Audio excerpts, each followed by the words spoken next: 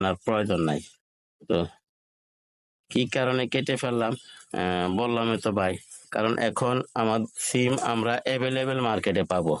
তো আমরা তো আর সিমের প্রয়োজন নাই। তো এখন আমরা এখানে আহ, মাদারি লাউ বীজ রোপণ করব।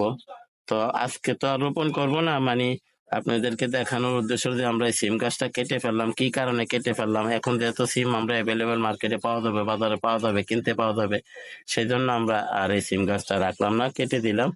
আহ, এখন আমরা এ, এটার থেকে কিছু মাটি উঠিয়ে কমিয়ে ফেলবো। এই যে দেখেন আপনারা, অনেক মাটি উঠাইলাম, উঠাই আমরা এখানে মাটি কমিয়ে ফেলবো। যেহেতু একবারে দুইটা ভিডিও বানাই দিতেছি, এখানে আমরা হাজারি লাউয়ের বীজ রোপণ করব। তো লাউ গাছ বেশিরভাগ আপনার জৈব সার পছন্দ করে, সেই জন্য আমরা এখানে সবজির খোসা আবিজাবি অনেক কিছু দিয়ে আমরা এই জায়গা পচিয়ে